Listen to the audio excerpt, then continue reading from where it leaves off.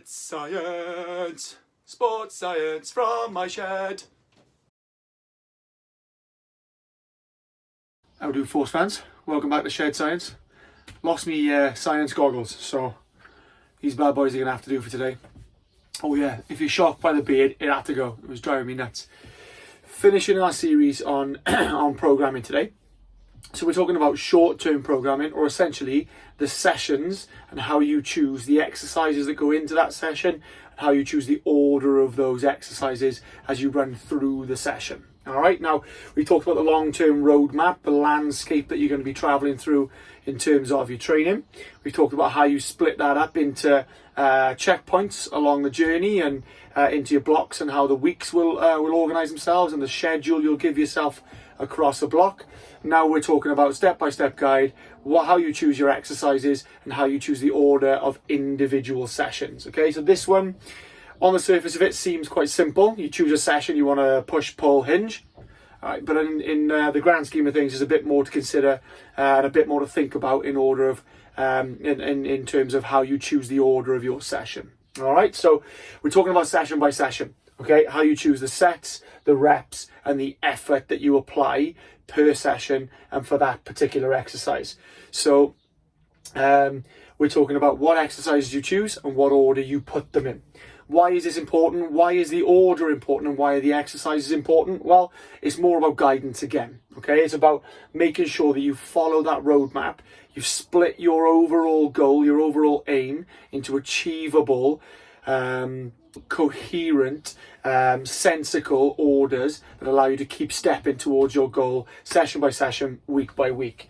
All right, now each session we're looking for the optimum benefit for that session. Okay, you want to get the most, not so much the most benefit, but the optimum benefit and the accurate benefit from each session. To do that, you need to apply the optimum stress to whatever system it is you're looking to improve. Okay, to apply optimum stress, you need to get the correct stress at the correct time.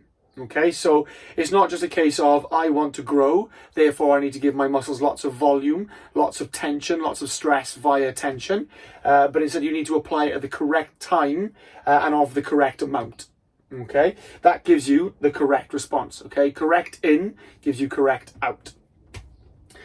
Okay, so how do we go about arranging our sessions? What exercises do we choose, or how do we choose our exercises, and how do we choose the order of those sessions? In terms of the exercises, it all comes down to what your needs are and what your goals are, okay? You need to choose exercises that will help you work towards your goals.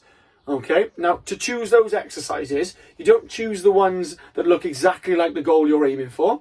You choose exercises that match them in terms of the forces applied, the speeds applied, the direction in which force is applied, and the muscles that are used. Okay, so if you wanted to make yourself a better sprinter, you would need to sprint at some point, but you wouldn't have to do it in the gym. You wouldn't have to load up a sprint in the gym necessarily.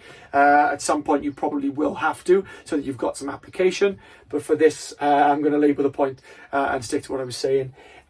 In terms of making yourself a better sprinter, you would need to use the muscles that are used during sprinting.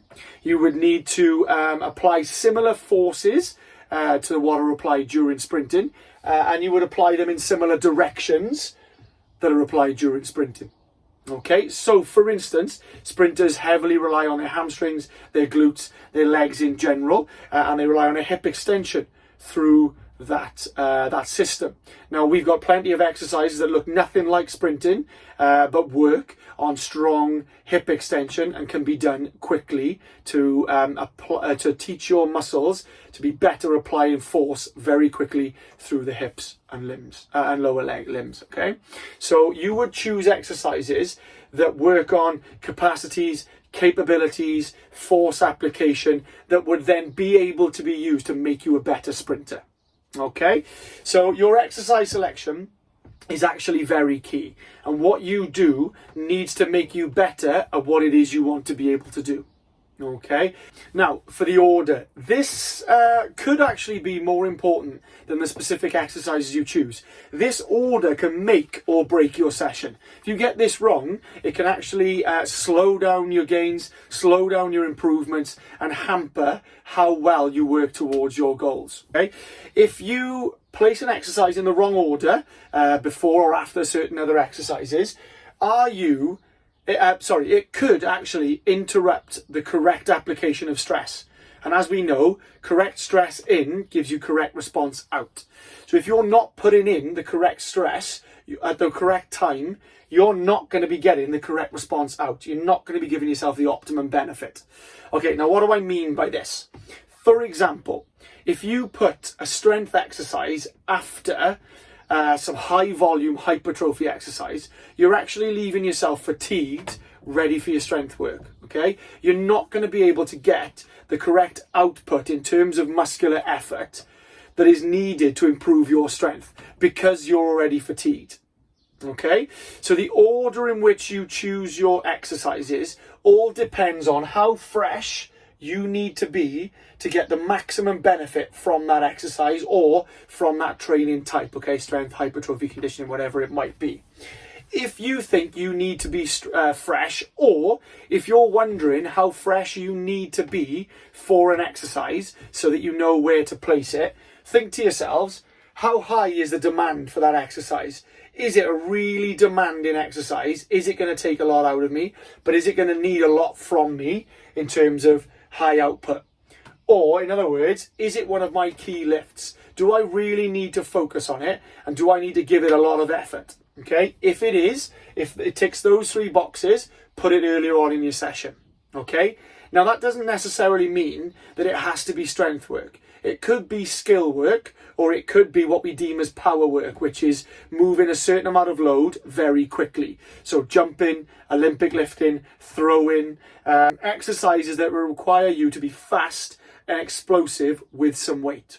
Okay, if it ticks all of those boxes, it goes earlier in the session because you need correct stress in those exercises to get the correct response from those exercises. Okay, now if it's a low demand exercise, it requires some effort, but it doesn't require a hell of a lot of output to get a response from it, or to get an accurate, correct response from it.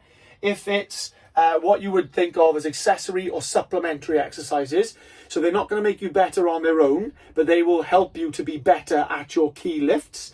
So they are specific muscle work. They're making your hamstrings better so you can deadlift more. They're making your quads better so you can squat more. They're making your hips better so that you can hip thrust, squat, deadlift more. Does that make sense? They're accessory or supplementary exercises. If it ticks all of those boxes, it's lower demand, it's lower output, it's accessory work, then it's able to go later in your sessions because you don't need to apply as much high demand effort to it. You can do those exercises under a certain element of fatigue without hampering the benefit of those exercises. Does that make sense? Okay, if it doesn't, drop some questions, let me know. If it does, I'll carry on. Okay, so to recap, the exercises you choose are important as long as they're applying the similar forces, at similar speeds, in similar directions, using the correct muscles. Okay, now there's a large element of talk in there, so I may do another video on this and give you a better idea of how to choose what exercise. In fact, you know what? I've just decided I'm going to. Keep your eyes open. Extra science will go into how to choose your exercises. Order, timing, where to place exercises in what order. If they are high demand, they're high output, and they're your key lifts, they're the ones that are going to make you better. They go earlier in your session. You can apply maximum effort. Your body is fresh. Your nervous system's ready to go. Your muscles are saying, yeah, come on, let's give it a go. All right, they're earlier in your session. They're your key lifts. You can apply a lot of effort and a lot of correct focus to those exercises. The ones that come later on, they're lower demand, they're lower output relatively, they're accessory, they're supplementary exercises. They're exercises that will actually benefit from being slightly fatigued. Okay, they will make you better at your key lifts, but they won't make you better on their own. All right. Yeah, I'm pretty happy with that. Let me know if you've got any questions, guys. I need to find my usual goggles. And do you know what? I really need a lab coat. It gets dangerous doing these shed science videos. If you've got any questions, get at us. Force Community, Instagram, you know where we are. See you soon, guys. Happy shedding.